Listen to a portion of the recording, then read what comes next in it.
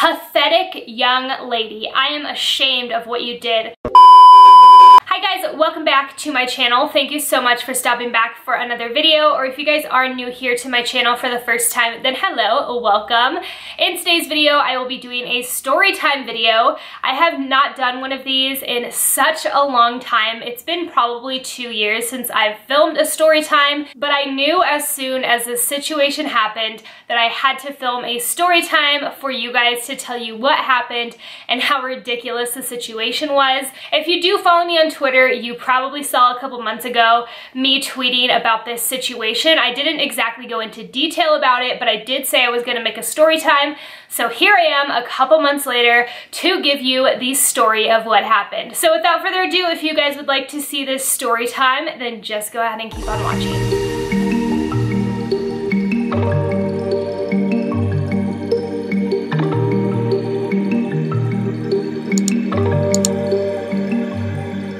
So getting this video started, I am going to try to keep this video to a minimum. I don't want it to be super long. Since I have not filmed a story time in quite some time, I apologize if it's a little rambly. Another thing I wanted to mention is I will not be mentioning any names of the company that I am talking about.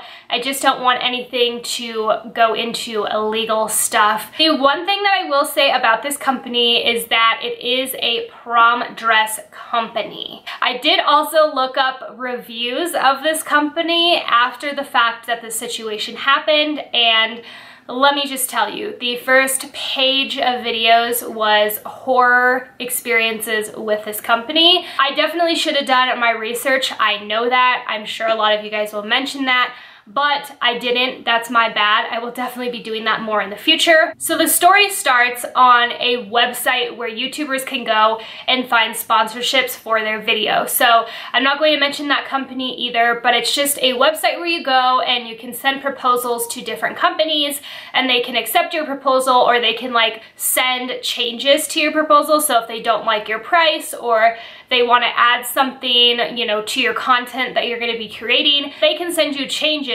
to fix that and then send a new proposal so they can accept it. There's a ton of these websites out there. There's probably well over like 15 or 20 websites. I feel like there's two pretty popular websites that YouTubers go on. So I went ahead and sent a proposal to this company. This company is an overseas company, so it's not here in the US.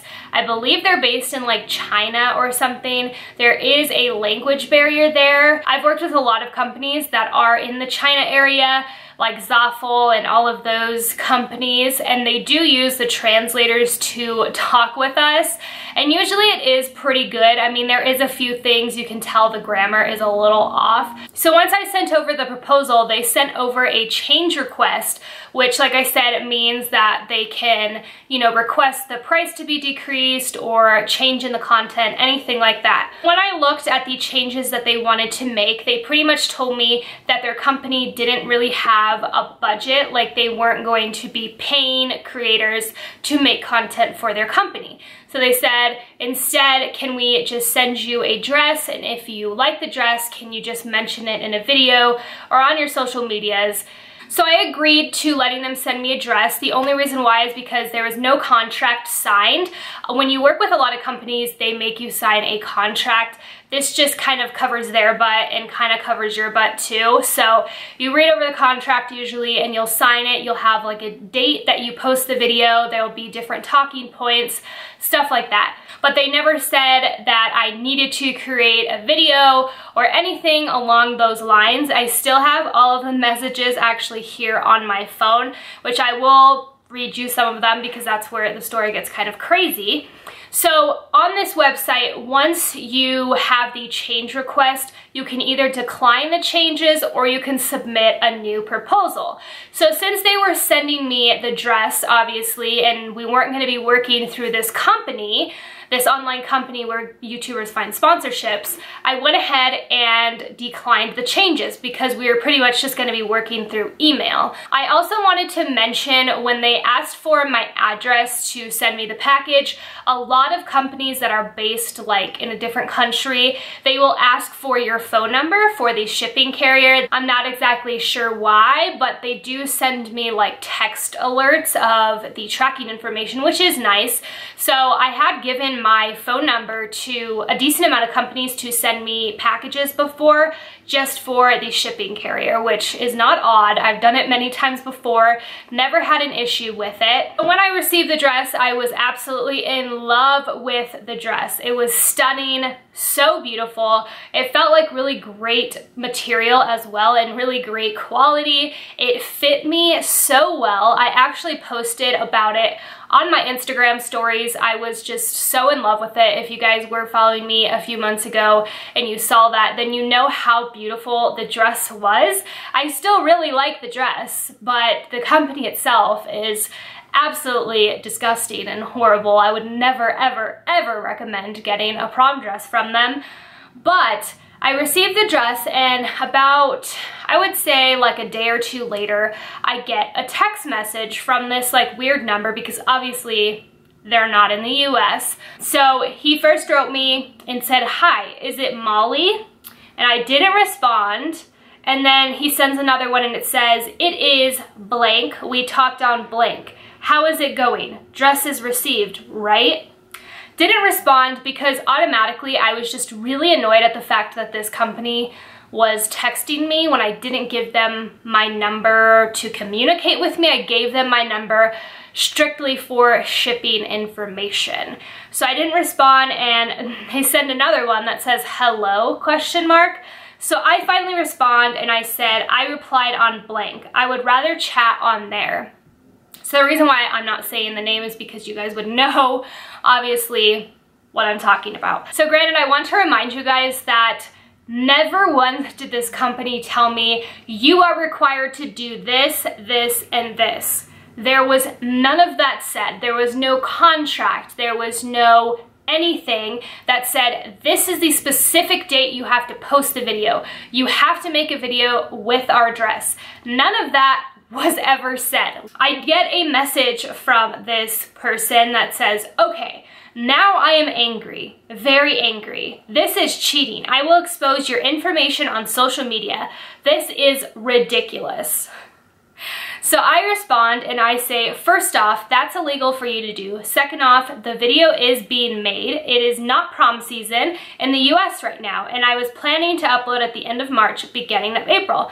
Hence why the video is not up. People will not be interested in a prom video right now. There's no contract, nor did I sign a contract on the time I would take to create content. I can easily expose your company as well. I 100% had the intentions of making a video for you guys so you could see how amazing the dress was. A lot of you guys replied to my Snapchat story or my Instagram story and told me how beautiful it was. So I was actually excited to make it, but at this point, we're in February, at the end of February right now. People aren't gonna wanna see a prom video. It's not prom season here in the US. I live in the US, most of my viewers are in the US, so I'm obviously not gonna post a prom video at the end of February. It just doesn't make sense. So anyways, I wrote back again and I said, let me know how you want to move forward, as this has put a very bad taste in my mouth.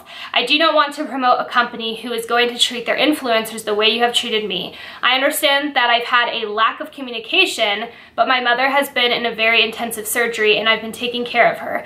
But with that aside, it is never okay to threaten an influencer like that. It doesn't scare me. All it does is tell me how your company handles things. I look forward to hearing back on how you suggest we solve this.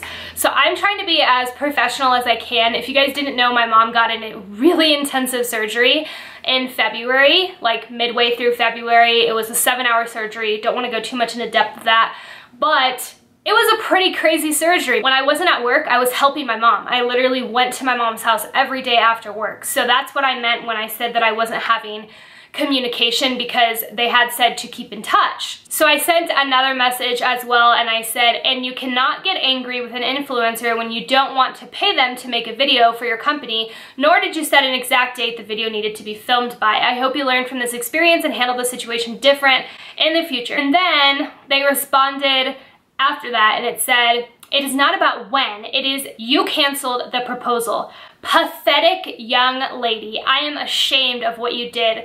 Your parents must be worried because they have a good liar. After they sent this message, I was so angry. I was just like, you have got to be kidding me.